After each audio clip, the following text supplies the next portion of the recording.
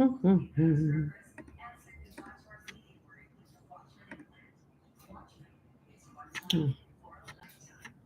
come I'm not?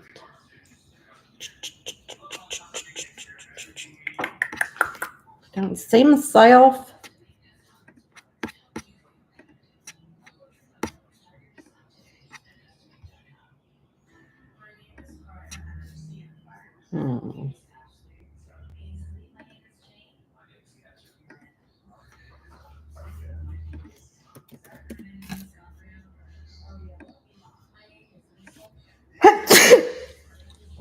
Thank you.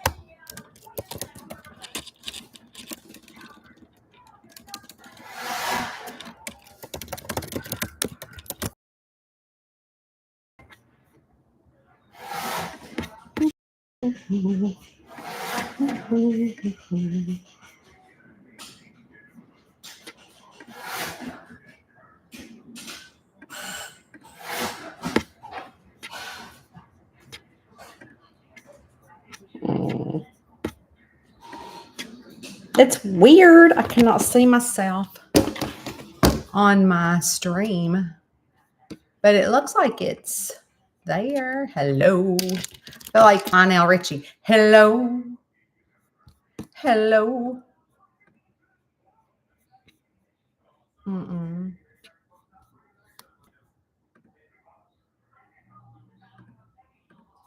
Hello. No, I don't want to do that.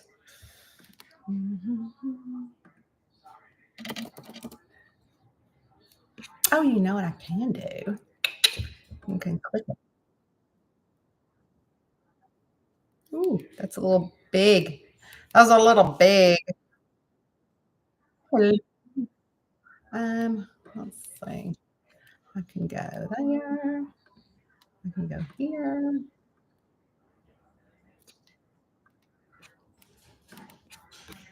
Hello, hello, friends.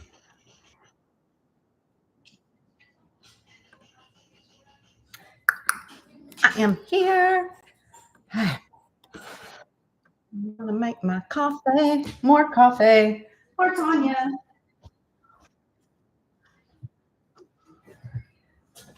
Do, do, do.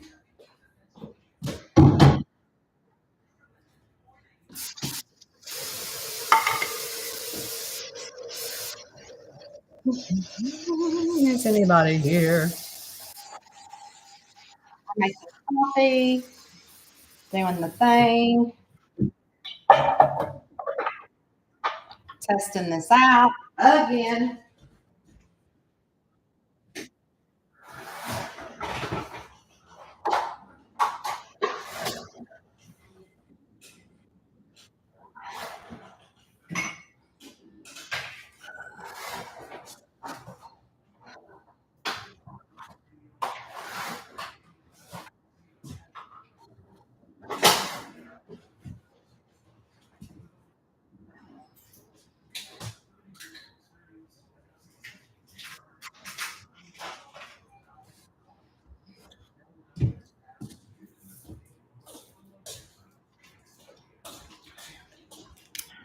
I can't tell if anybody's here or not. Oh, I should probably pull up my Patreon on the. Hmm.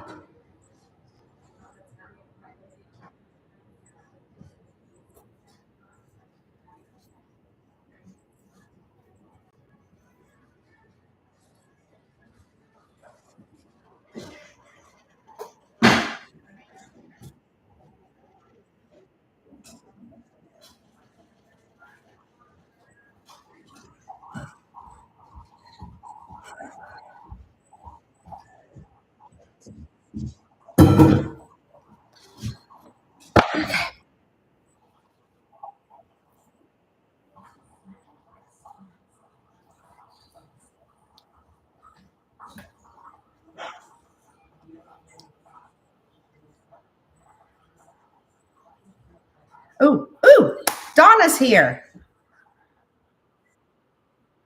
And Michelle. I have to pull it up on my iPad. I'm still learning this stuff.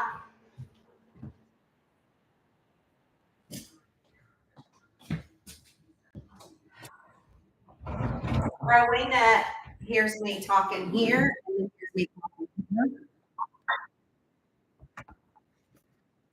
So she's like, what? Oh, not now. Now she doesn't care. Hello.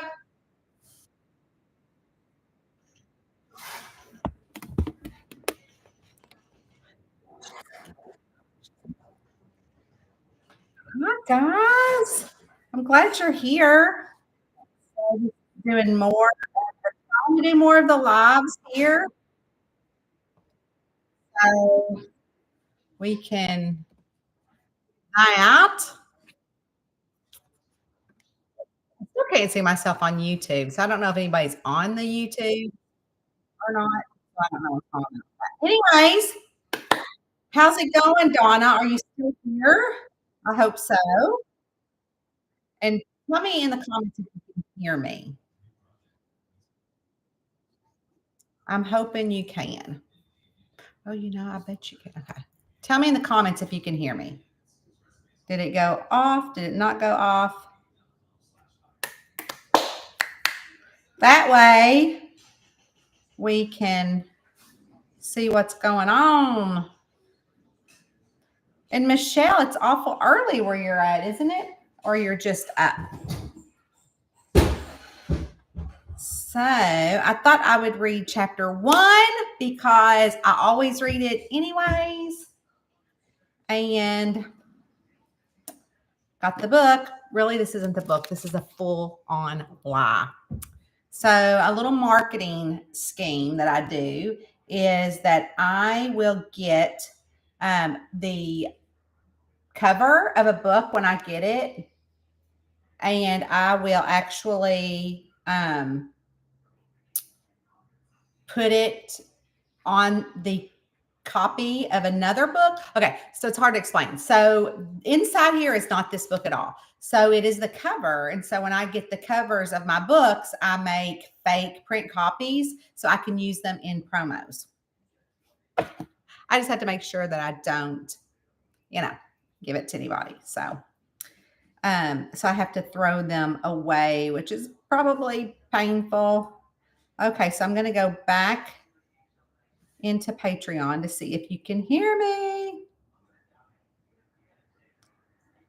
Ooh, we had lots of fun birthdays. So yeah, all right. I can see that on YouTube. Right. All right. I know, and Kim had said that I've got 5 comments now. Or are they all me? Let's see. Yeah. Oh, it's still Madonna, or it's still Donna and Michelle. Oh, you can't sleep. Oh no. I hate that. I'm so sorry. I hope you get some sleep. So I'm gonna read chapter 1 here in a second, but I'm like, you know what? I always read chapter 1 already in other ways, but I record it and I'm like, why don't I just go live on Patreon? And Eddie is busy at work say hi, Eddie. Hello. Hello. He's busy working on our print books. They came yesterday for the last 2 months. I knew that I was going to be traveling, and I could not stand the thought. So a while back, our print books came. Boop. But I've been traveling the last couple months, and just the thought of the books sitting outside in the rain possibly really upsets me. It happened once before, and I had specifically said I wanted the books to be put on my porch, and they got put down at the bottom of the hill on the road next to our mailbox, which is not near my house. And so I got so upset about it, even though the books didn't get ruined. Like I had no idea that they were down there. And so I'm like, we're not doing this again. Oh, hold on. Yeah. And so anyways, I'm not taking the chance on that anymore. So what I did was waited till we were on our trip so I could get it always takes them like 3 weeks to get our print books to us because we order so many. And so I waited until our last trip to order the books. And I needed to order the last 2 months. And that's what I did. So welcome to our office. So for Mother's Day, Austin had gotten me this cool thing. Isn't that cool? He made it. And he made it with his printer, his 3D printer and all sorts of things. So he made that. It's going to go into the shed. And of course, I got flowers and other cool stuff from my other kids and a cool picture. Look at Eddie's getting the books already. But what I thought we would do is I thought that we would that we would sign the books on a live stream. So I thought, we'll do that. But it's going to be on Facebook as well. So I'm going to pop you guys up a little bit because I like to be eye level, and this is not eye level right now. So anyways, that's still too high, isn't it? Anyways, this is fine. Look at my dirty office. It's okay. I don't care. So anyways, I thought we would do the book signing online, and I thought we would do it either tonight or tomorrow. If you're not there, it's okay. But I'm going to do it on Patreon and on... No, I think I'm just going to do it on Facebook and Patreon. I was trying to think of where I'm going to put it, but I'll let you know. For sure it'll be on Facebook. because on Facebook I can download it. So I need to figure out how to do that as well. So I'm going to go over to Patreon and see if y'all are here. Oh, I have to do that on my iPad. Hold on. And Michelle, if it's just me and you, girl, that is A-okay with me too. But I want to make sure we welcome everybody before I dive into chapter 1 of our But if you're here, jump over, say hello. I would love that. Ooh, Michelle says she loves that. That I'm going to be signing the books online. I thought it'd be fun. I mean, I usually just sit here by myself and watch, I don't know, my soap opera or something and sign them. And I thought, oh, I'll sign them because they should see that they're, getting their books and they're getting them signed. And so Eddie is putting both your books in the mail this week, but I have to sign them all. And so I thought, I'm going to do that. So we're going to do that. We're going to do it tonight. What time, Michelle? Or should we do it this afternoon? What time? You decide. You're here. You decide. You decide. So while you decide that, in the meantime, I am going to pull up Tangled Lies, and I'm going to read chapter 1, and then you can tell me what you think about, let's see. I got to find it from my editor.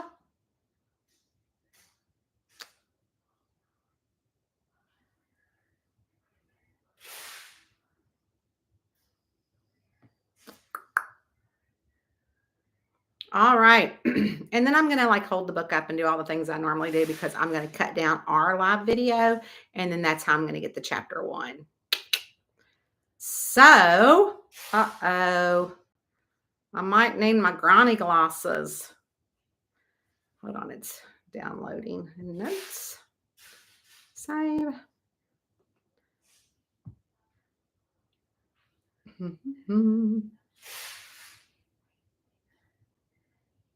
This is a live action. Tangled Lies. Here it goes. I got a little cold or something. Okay. But that's okay. Here we go. Are you ready? All right. Hi, and welcome to chapter 1. This week's chapter 1 is book 2 in the Maisie Doss series, and it's called Tangled Lies. Chapter 1. Maisie, what are you doing? Dixie asked, standing outside the curtain while I tried on a new shirt she had just gotten in for her shop. And don't get deodorant on that shirt either. I glanced down and noticed the long white stripe.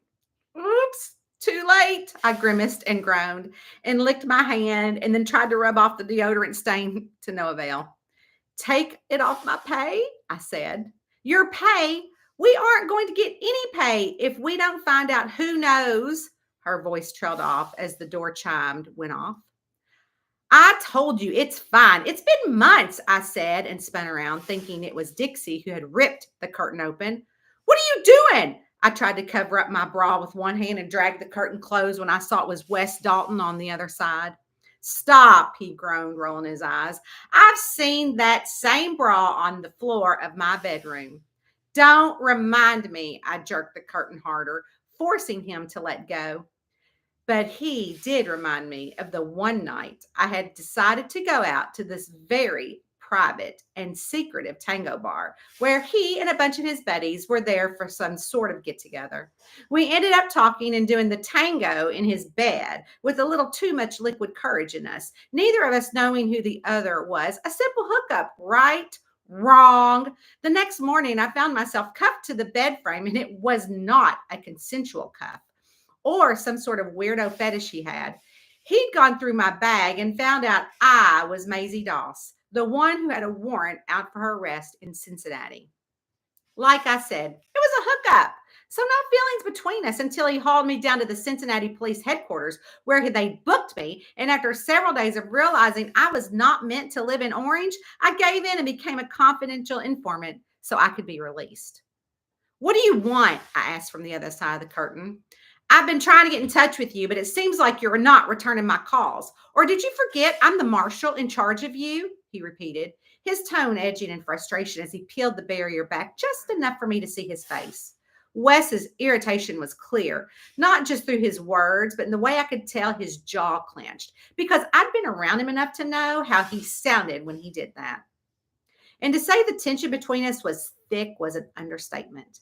Charged with the history of my past decisions and the looming question of what his sudden appearance might be for my carefully constructed present. How did you find me? I pulled my shirt over my head, smoothing down the fabric as I faced him squarely, trying to muster up a semblance of confidence that I didn't feel. I've done what was asked of me, Wes. I was cleared to live my life. So I got rid of the burner phone. There's no reason for me to keep looking over my shoulder, right? I added, hoping my voice carried more conviction than I felt. Instead of waiting for me to come out, he joined me in there. There we stood, surrounded by the curtain. His expression softened lightly, but the seriousness didn't leave his eyes. Maisie, it's not that simple. You know how this works. Just because you're done doesn't mean things don't come back up. I sighed, feeling the weight of his words. I'm just trying to move on, Wes. I work here now. I gestured to the boutique outside of our little dressing room to help pay for food, to get free rent living in my childhood bedroom, free rent living in my childhood bedroom in my parents' trailer. It's not much, but it's a start, a clean start. Dixie peeked around the curtain, her eyes flickering between me and Wes, sensing the tension but unsure of its cause. I offered her a tight smile, trying to assure her without words that everything was under control, and he wasn't there about the little secret we two friends had between us. The look on her face told me she thought he was there because of the notes. How did you find me? I asked. Dixie nervously hoovered over the dressing rooms. The notes that we had been receiving were veiled threats, hinting at a secret we were desperate to keep buried. Suddenly felt heavier, like a cloud looming over us. The notes suggested knowledge of something Dixie and I had done, something that, if brought to light, could destroy us both. Having served my time as a confidential informant, I had foolishly believed I could escape parts of my former life, yet there stood Wes, embodying every decision I regretted, every secret I wished I'd kept hidden. His casual dismissal of our shared history, intended to disarm, only added tension to the already charged atmosphere. The notes, the threats, and now Wes's unexpected visit, it all felt like a universe's way of reminding me that the past was never truly behind me, no matter how hard I tried to outrun it. Yet standing there in Dixie's Threads boutique with Wes in front of me, I was determined to hold my ground. I'm not asking for much, Wes. Just the chance to live the life I've been given. That's all anyone wants, right? I looked at him, hoping to find something understanding, some knowledge, acknowledgement that everyone deserved a second chance, even me. We need to talk. He was determined to talk me right then and there. My car is outside. Dixie gave me a look, one that mixed concern with the silent urging to follow Wes. We both harbored the fear that whoever had been sending those ominous notes had finally decided to blow the whistle on us, taking our darkest secrets to the authority. Nodding reluctantly to Dixie, I agreed to Wes's demand for a conversation. The weight of our shared glance was heavy. It carried the burden of a past action, the silent agreement we'd made, and the unspoken fears about what might unfold next. I'll be back, I muttered to Dixie, trying to infuse a confidence in my voice that I didn't feel. She nodded, her expression tight with worry as she watched us leave the safety of her boutique, our sanctuary against the storm we were facing. When I stepped outside, the darkness of the Kentucky sky felt harsh, an unwelcome contrast to the turmoil and churning inside me. Wes led the way to his car parked out front, but I hesitated, glancing over at my old Chevy parked a few spaces down. A gut feeling, A whisper of intuition nudged me towards it. Give me a sec, I said to Wes, my voice steady despite the chaos of my thoughts. He paused, an impatient frown creasing his brows as he watched me stride over to my truck. I started to feel around the body of the Chevy, an inexplicable sense of driving me, something I'd never ignored and something that had never failed me, my intuition. And when my fingers brushed against something foreign attached to the undercarriage, a small hard object that didn't belong, my heart sank as I pried it loose. The realization dawned on me as I held the tracker in my hand. Wes had put it there, a silent guardian of my movements, a tether I didn't know was bound by. Turning to face him, the tracker held up between us was like a declaration of war, and I felt a surge of betrayal. What is this, Wes? Keeping tabs on me? My voice was mixed with anger and disbelief. Maisie, it's not what you think. It's for your own safety. He sighed, a hint of regret flashing across his face before it was quickly masked by his marshal's resolve. My safety? Or is it just another way for you to control me, to remind me that I'm truly never free? The words spilled out, fueled by a blend of fear, anger, and a growing sense of entrapment. West moved forward, his hand outstretched as if to take the tracker or perhaps offer a semblance of comfort. But I stepped back and I clutched the device tighter. I needed to find you, he insisted, his tone softer now, trying to bridge the gap of his actions he had created. And you weren't answering my calls. I had no other way. I looked at him, the man who had once promised me a way out, now the source of my unease. And the irony was not lost on me. Here we were, standing on the sidewalk under the midday sun, confronting the complexities of our shared past and the uncertain terrain of our present. Instead of handing him the device back, I dropped it on the ground. And just as he went to pick it up, the heel of my cowboy boot came down real hard on it, crushing it into pieces. Wes sucked in a deep breath as if he were trying to keep his emotions under control. His bottom lip curled in as he slowly stood up to face me. Without another word, I walked over to his car and leaving him to pick up the broken pieces of the tracker, a symbolic reminder of the trust between us that had been fractured. We got into his car, and the air was thick with unsaid things. And as he began to drive, he took us through Fort Thomas Avenue, the road winding its way out of the city, past the familiar landmarks that had defined the boundaries of my life, a place that had no business being in. As we merged onto US 27, the scenery shifted from the suburban sprawl of Highland Heights, the transition marking our passage from the known to the unknown. The drive to the cemetery was silent, each of us lost in our own thoughts, the hum of the engine, the blur of the passing landscape. The only interruption was our contemplation. The cemetery in Alexandria, Kentucky loomed ahead, its gates a threshold, a world apart from the living, where the secrets lay buried with truths awaited unearthed. As Wes parked the car and we stepped out into the solemn quietude of the final resting place, the weight of what lay ahead pressed down on me. The fake bunches of flower placed there were a disguise of our meeting, seeming almost mocking in their brightness against the somber backdrop of the tombstones and the memorials, just in case someone was wondering why we were there.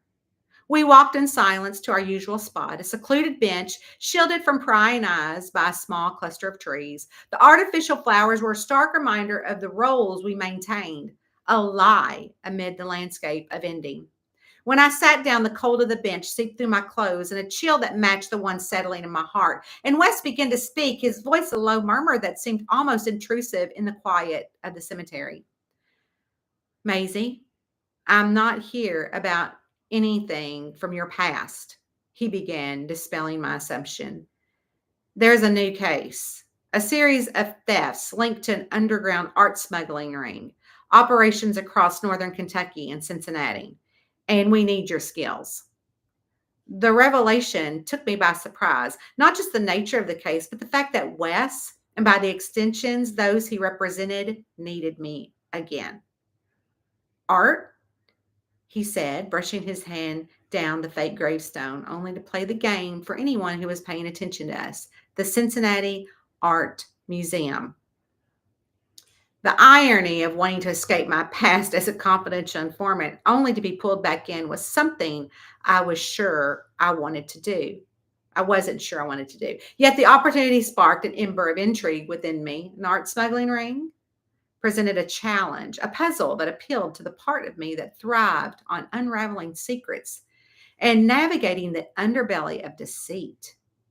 The thrill of the chase had been something I was not able to escape. It was like an addiction.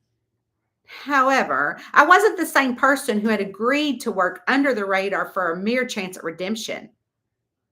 I don't know a thing about art, I snorted, and I'm not your CI. I shook my head and turned back to go to the car, my way of not really saying no, but getting more leverage from this request. You know a lot of people underground. You can get in places other CIs can't.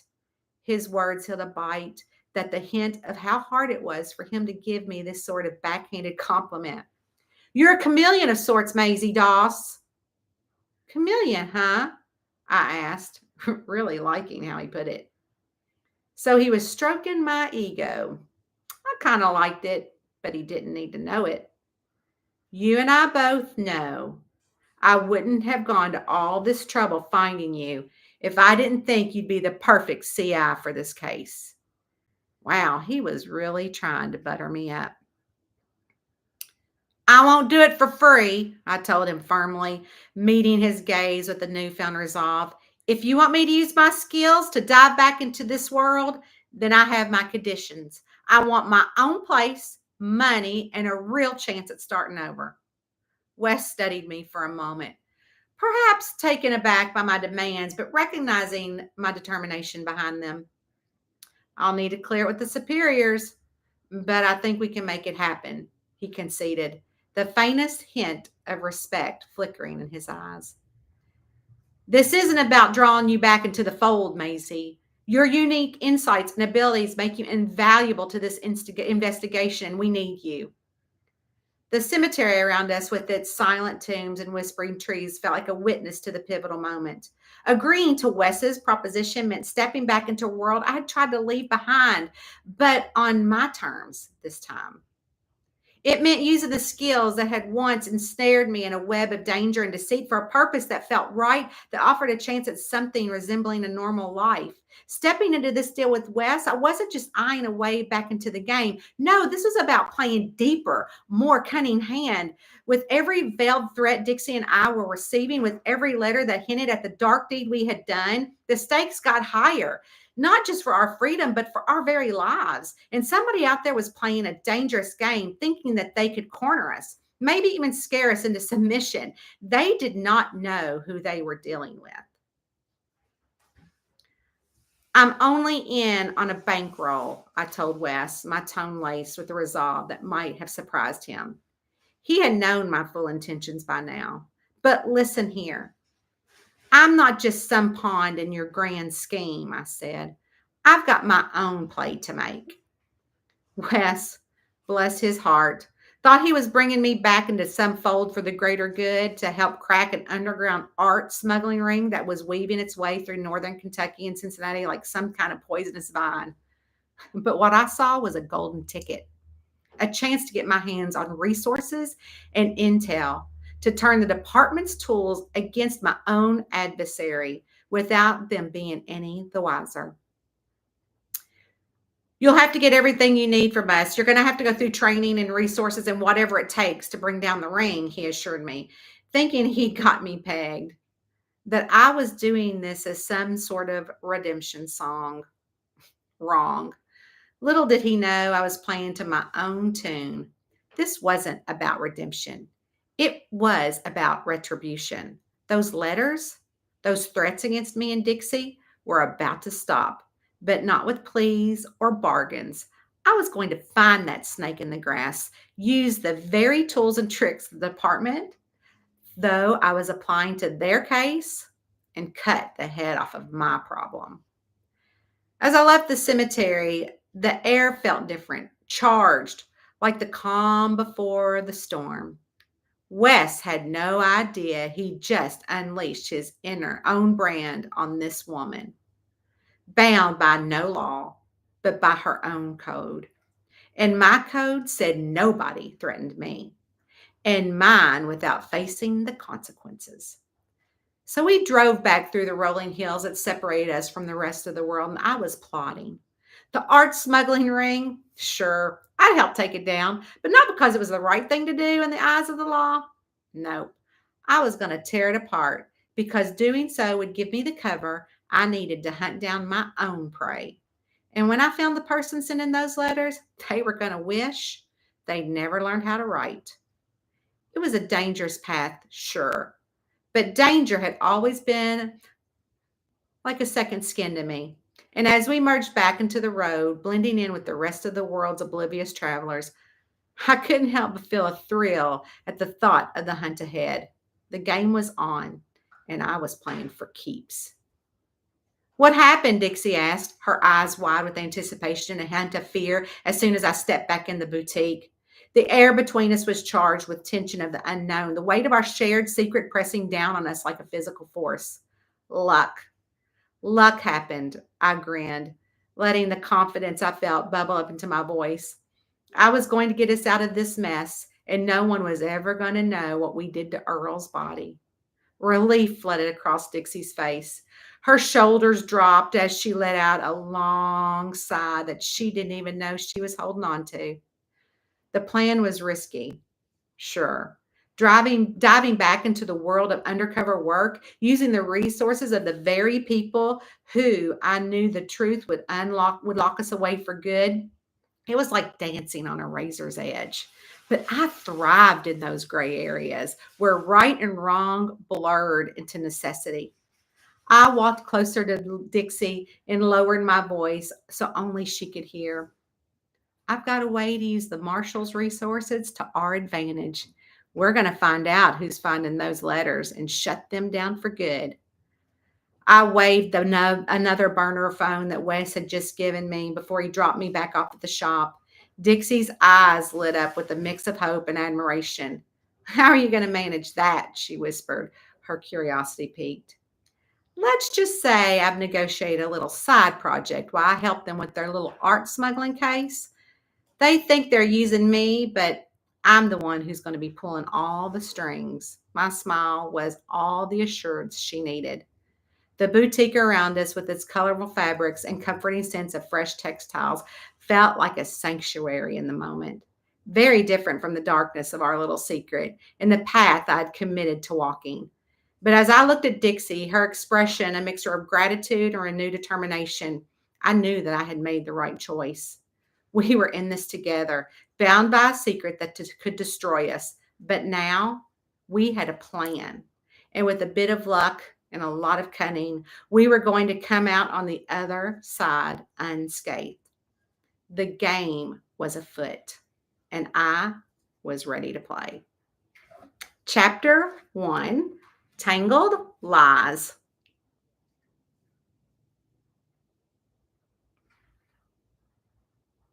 All right. Is anybody there now? If you are just joining us, I decided to go live. I always read chapter 1 for everybody. And so instead of just reading it, I thought, oh, I'll go live. And so if anybody else is here, let's see. Oh, that was fun. I know, isn't she great, Michelle? Hey, Jane. Click the word YouTube in the right corner of video. Or just hit the button. I think she can just hit the thing. So yeah, I'm trying to teach everybody how to do that. Wow, I think you might catch more people in the evening. Oh, okay. Oh my gosh, Michelle, you almost let me spit out my coffee. Yes, your mom would be so happy with your lipstick on. I know she would be. I do. I get ready in the morning just like I'm going to work out in office, and I love that. So But yeah, so I wanted to come on here and I'm going to start doing that. I'm going to start doing these in our group and doing more of the lives in our group.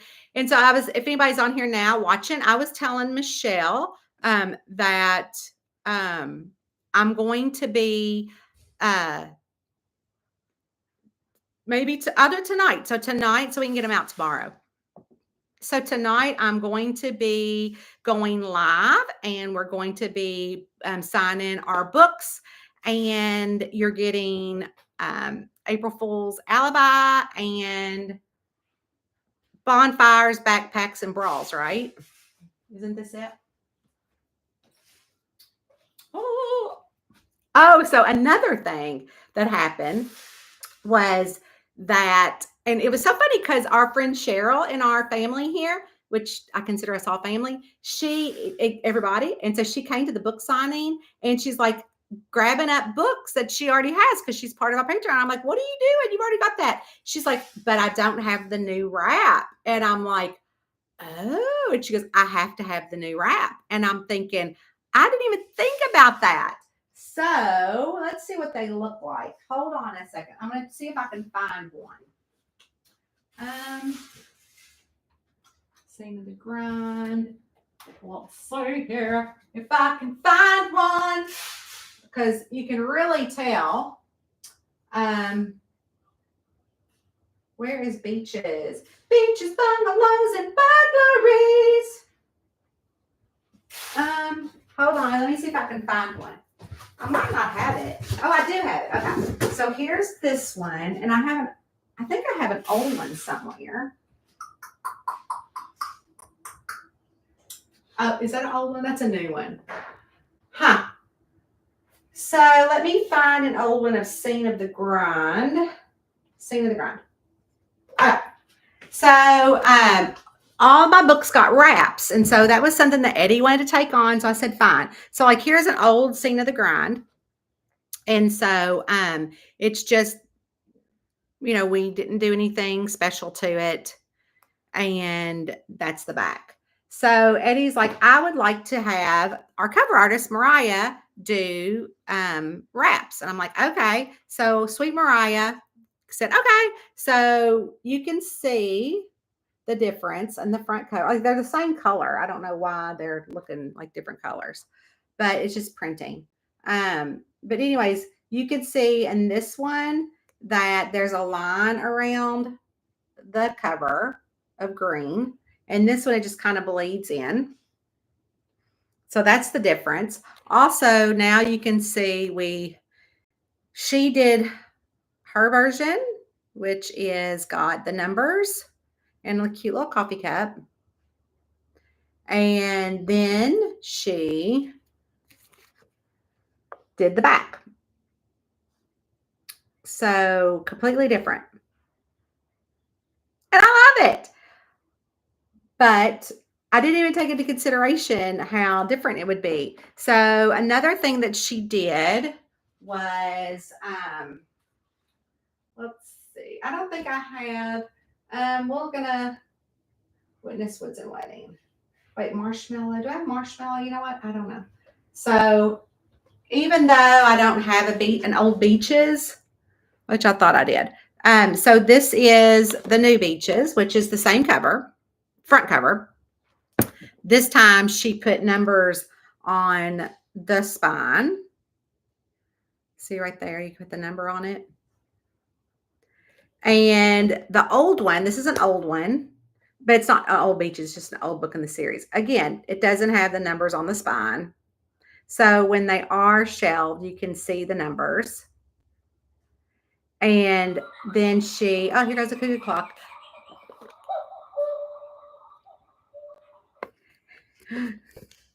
So you can see that she also did the back cover.